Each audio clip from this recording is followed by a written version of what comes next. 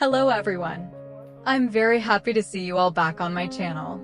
There are some stories that do not begin with a clear encounter, not with a fateful coincidence or a destined moment, but instead, they begin from something very vague.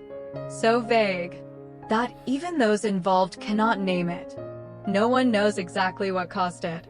There is no specific event, no clear sign to recognize. Yet the feeling of unease still creeps in, very slowly, very quietly, and very clearly. It does not arrive all at once. It does not crash down like a storm, but rather like a cold breeze, passing by, yet enough to make one shiver. Somewhere, far from the peace that seems to still exist, Mr. Trung has not given up for a single day. There is no haste, no impulsive actions, only persistence. Silent, yet frighteningly enduring. Every small clue, things that seem to have no value, old memories, covered by time. He patiently gathers them back, not missing anything, not forgetting anything, as if he slows down even a little, he will lose the most important thing. Every trace, every piece of information, even the vaguest, he keeps, because to him, this is not just a search, but a journey to reconnect what was once broken.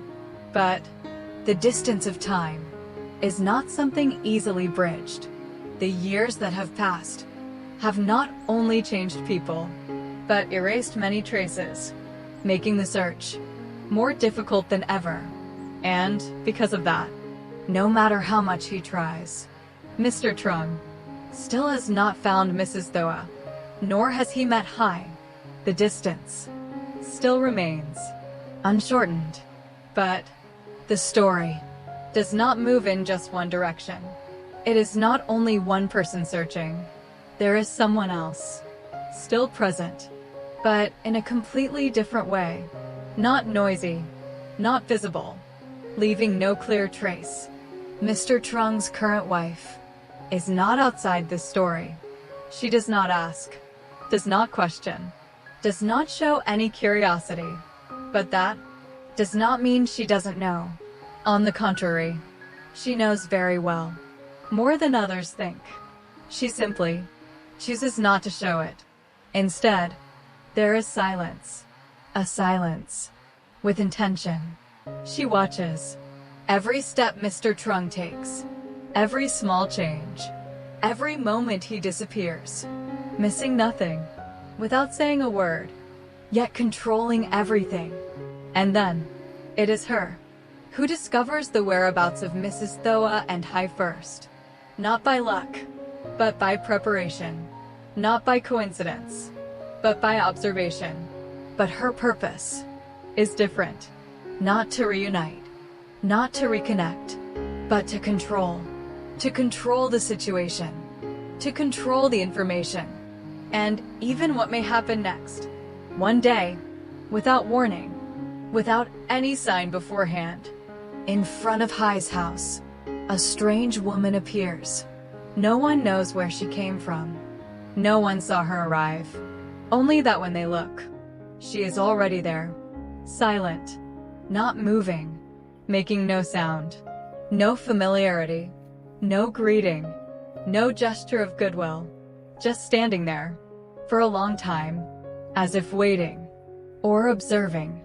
Her eyes do not waver, cold and empty, impossible to read, impossible to guess her intention. When Hai steps out, the air seems to pause, a brief moment, but enough to create an indescribable feeling. She does not step closer, does not change her expression. She only looks and speaks. There are things that don't belong to you. Her voice is not loud, not harsh, but every word is clear. Then don't try to hold on to them. No explanation, no more words, no chance to ask anything back. Just one sentence, then silence. Hai freezes, not out of fear, but out of confusion. He stands there, looking at the woman, trying to find something familiar. But there is nothing. No memory. No connection. No sign that he has ever met her before. Just a stranger, appearing suddenly, saying something unclear, then turning away. No looking back. No hesitation. As if her appearance was only for one purpose: to say that sentence. But from that seemingly meaningless moment, something has begun to change. The peace that once existed can no longer remain the same. Not a clear disturbance, not a major event, but a very small shift. Enough for people to realize everything is no longer the same as before. The atmosphere feels different. The familiar feeling suddenly becomes distant. And that sentence, though unclear, keeps repeating in Hai's mind, like a sign of something slowly approaching. And the story seems to have only just begun. In the days that followed, nothing happened in any obvious way.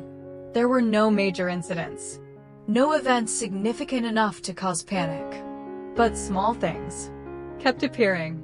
They did not come all at once, not in waves, but scattered, little by little, as if someone was deliberately keeping everything at just the right level. Not enough to draw attention, but impossible to ignore. A phone call in the middle of the night, arriving at a time when everything around had fallen silent. No caller ID, no sign to identify it. When Hai picked up, there was no voice, not a single word spoken, only a faint sound. Breathing, slow, steady, yet enough to send a chill down the spine. Hai held the phone, not hanging up immediately. He waited, as if to see what the other side would do. But then, nothing more happened. The call ended on its own, abruptly, just as it had appeared, leaving behind a strange emptiness, and a feeling that could not be explained. A piece of paper, left in front of the house. No sign of it being slipped in. No sound beforehand. Just that when the door opened, it was already there. Small, neatly placed, with no identifying marks. No name, no signature, only a single line. Don't be curious about the past. The handwriting was unfamiliar, impossible to recognize. No way to trace its origin. Just a message, but it felt like a warning. Short, yet enough to make one think. There were moments, in the most ordinary times, when Hai suddenly felt as if someone was watching him. Not a passing imagination, but a clear sensation. As if that gaze was very close. As if turning around would reveal it. But every time he turned, everything behind him remained the same. No one there. No movement. No sign at all that anyone had just been there. That feeling came and went, did not last long, but repeated, enough to make him pay attention. Hai began to feel uneasy, not out of fear, but out of confusion. What was happening had no pattern, no clear purpose, no specific reason to explain. It all existed, somewhere in between, not big enough to be obvious danger, but not small enough to ignore.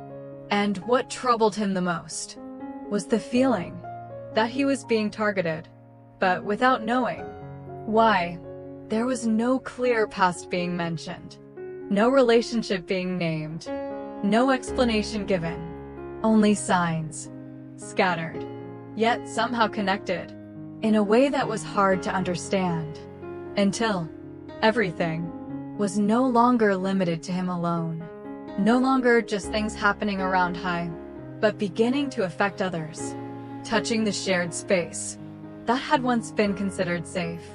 One morning, everything went on as usual. Mrs. Thoa went to the market. Like every day, the familiar road, familiar people, routine tasks repeating. Nothing unusual, no warning signs. But when she returned, standing at the door, a strange feeling suddenly appeared. The door was still locked. The lock was intact. No sign of tampering. Everything outside, completely normal. But when she stepped inside, the space was no longer the same. Not an obvious disturbance. Not a scene of things being overturned. But small changes. Things that were once in place seemed to have been moved. Not much. Not significant. But enough for someone living there to notice. Nothing was missing. Nothing had been taken. No sign of destruction. But that made it even more confusing. Because if it wasn't to take anything, then why enter at all? A presence with no clear purpose, leaving only traces. And those traces made it impossible to feel at ease. A few days later, before those feelings could settle, another incident happened again. A woman approached Mrs. Thoa. No greeting. A very strange feeling. Not entirely unfamiliar, yet not something she could call familiar either. As if, deep within her memory, something was trying to surface, but not clearly enough to be grasped. Half familiar, half distant, close, yet unreachable. That feeling did not fade immediately. It lingered, quietly, like something yet to be named. But she did not tell Hai. She did not mention the encounter, did not speak of those words. Not because she forgot, but because she chose silence. Because she understood.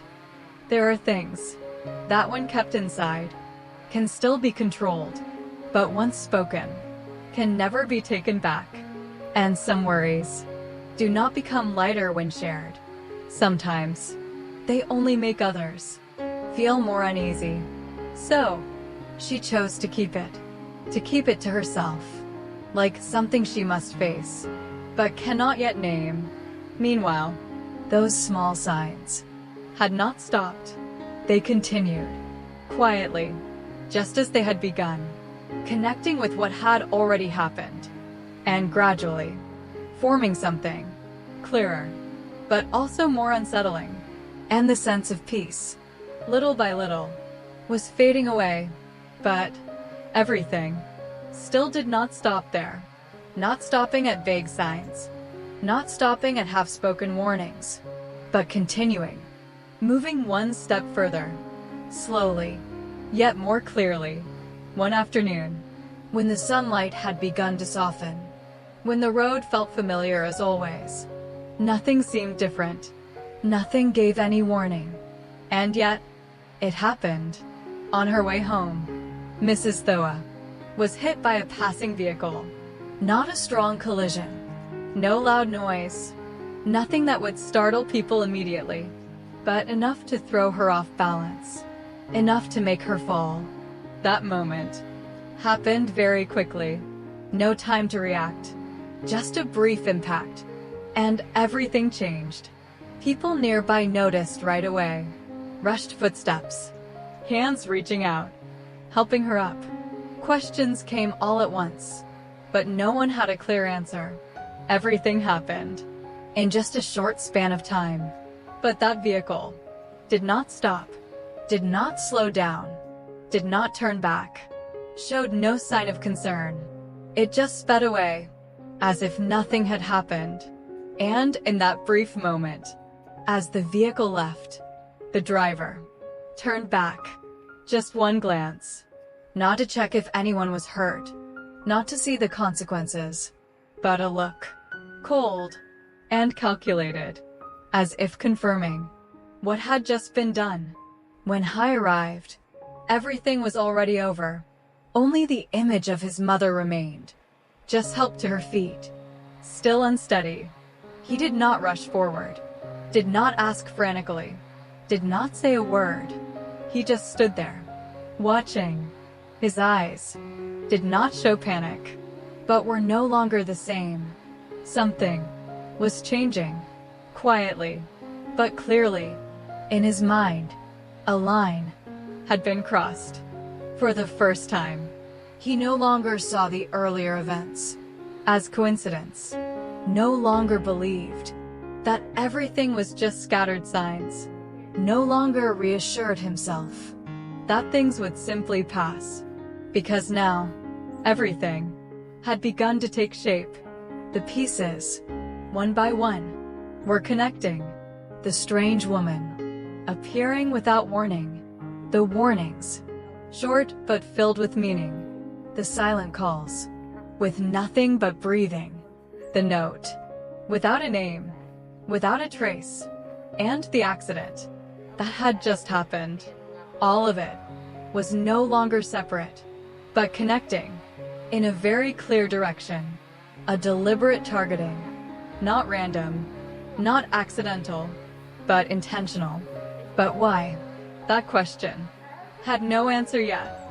It only existed in Hai's thoughts, repeating relentlessly, until one day, he saw that woman again. No longer just a fleeting encounter, no longer a sudden appearance and disappearance, but a direct confrontation, face to face. She stood in front of him, not avoiding, not hiding. Her calmness did not bring comfort. Instead, it created invisible pressure, as if everything had already been under her control.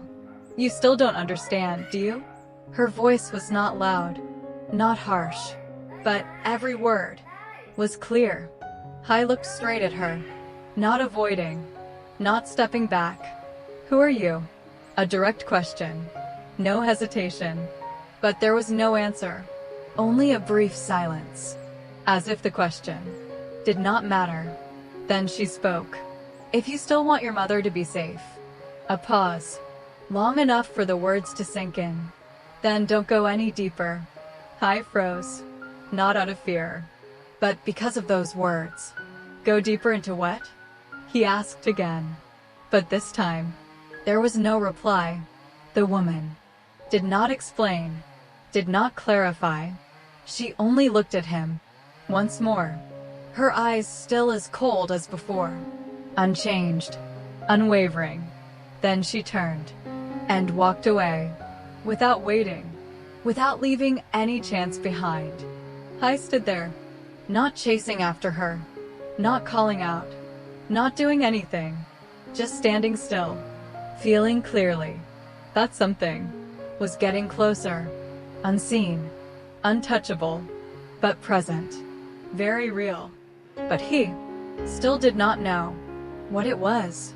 Somewhere else, Mr. Trung continued his journey, still searching, still hoping that one day he could meet them again, could say the words left unsaid, could make up for what had been lost, could fix what had passed.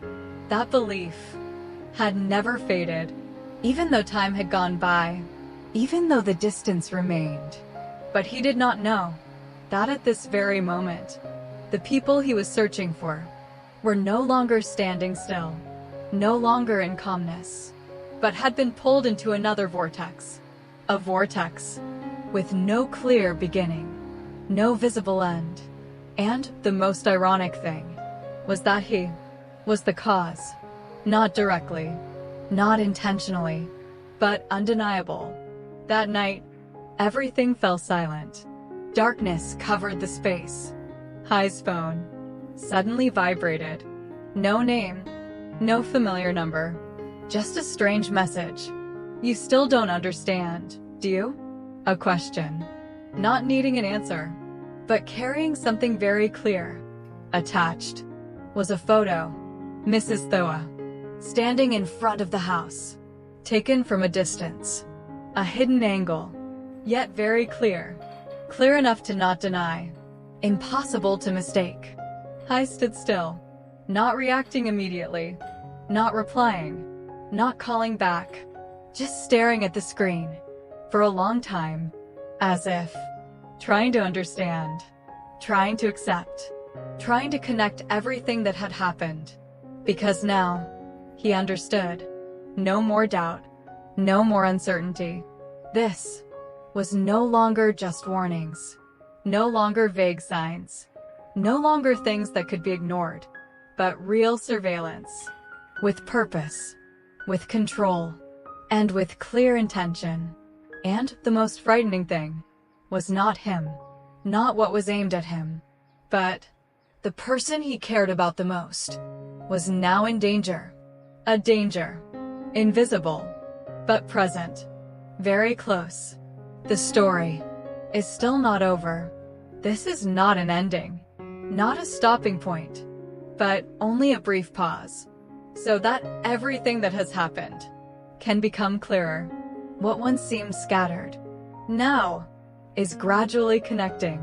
The small signs, the fleeting warnings, the cold glances, and the incidents that just occurred are no longer separate pieces. They are moving in the same direction, slowly, but surely. And the most important thing is that those involved still cannot see the whole picture. What will Hai do when in front of him is a chain of confusing events? When the other side remains hidden, leaving no clear trace? When every action happens in silence, yet carries real pressure? Will he continue to investigate? Or will he stop? As the warning once suggested, will Mrs. Thoa still be able to keep her peace? As before, when what once seemed aimed only at Hai has begun to reach her? When the signs around them are no longer just feelings, but have become real events? And when someone is watching her every move, from a distance far enough, yet close enough to control? And that woman, in the end, what does she really want?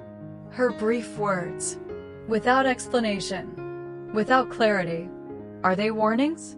Or carefully calculated threats? She appears, then disappears, leaving no trace, yet always present at the most critical moments. Is it coincidence?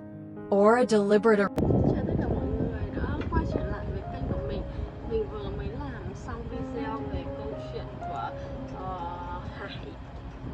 Tieu Hải thì nó ở trong mẫu chuyện của Tiểu Tiên đó mọi người. Mình xin lỗi của Tiểu San đó mọi người. Thì hôm nay thì Tiểu San đã hoàn thành được cả bài, nhưng mà Hải thì đang bị vướng vào một cái rắc rối không mong muốn, khi anh thậm chí còn chưa nhận bố mình là ông Trung nhưng đã bị vợ hiện tại của ông đưa vào tầm ngắm và đưa ra nhiều cái kế hoạch để chuẩn bị hãm hại anh và mẹ. Thì liệu Hải sẽ làm sao để vượt qua những việc này, và liệu bên Hải và Hải có thể gặp lại ông Trung để cho Hải nhận lại bố ruột hay không, và liệu việc gì tiếp theo sẽ đang tới. Thì mình mời mọi người đón xem ở câu chuyện là phần tiếp theo nha. Còn bây giờ thì mình vẫn đang trong quá trình làm thôi, chưa có xong.